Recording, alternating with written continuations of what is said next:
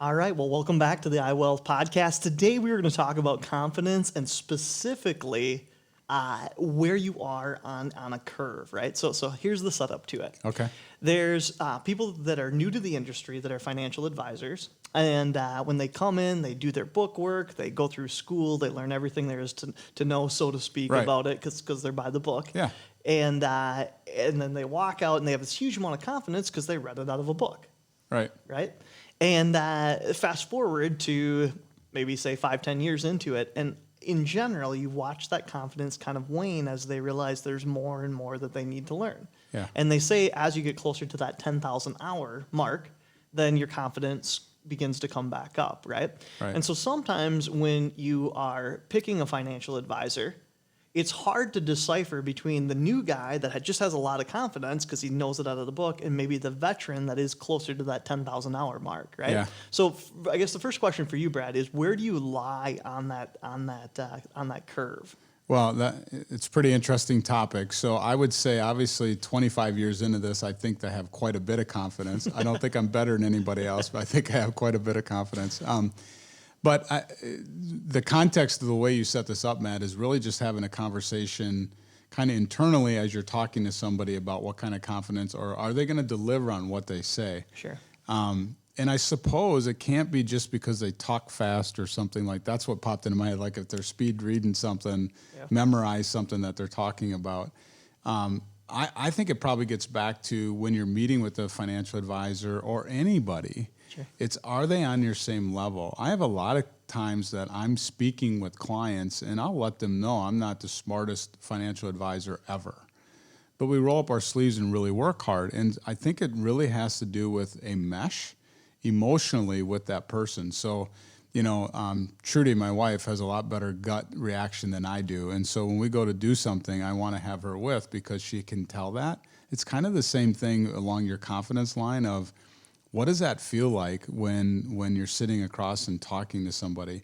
And the second thing I would say is ask a lot of questions. I think some of my best clients ask the most questions. I'm not opposed at all. They don't feel like they're being annoying when they do it. Right. Okay. Because you want to I want my clients to understand what they own, what they're doing, why we're doing what we're doing.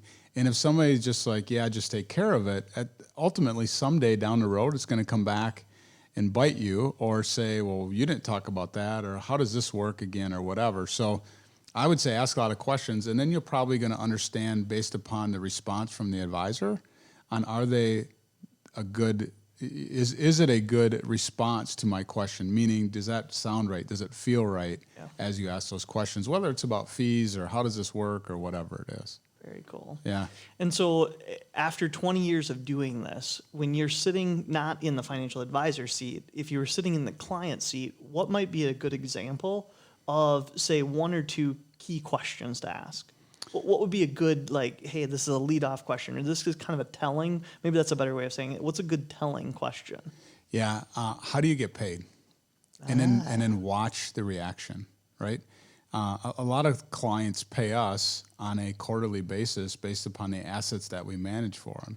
And we have to earn it every day or they don't have their account with us and we're done getting paid. So when you ask somebody, how do you get paid, their reaction is going to show a lot about how they feel about how they get paid. Whether it's commission, fees, or whatever, doesn't matter.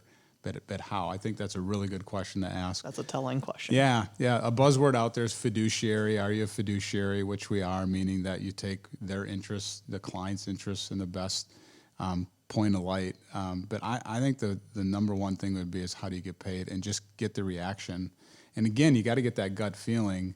And I don't care if it's buying a car or a house or a financial advisor. You just have to feel comfortable with that experience, and that's what that question's probably more about, and even more about how do I feel from the response than actually how are they getting paid. It's how does it make me feel when they respond to me? Are they hiding something? Are they hiding behind something? Or is it just up front and yeah, this is how we get paid and it is what it is.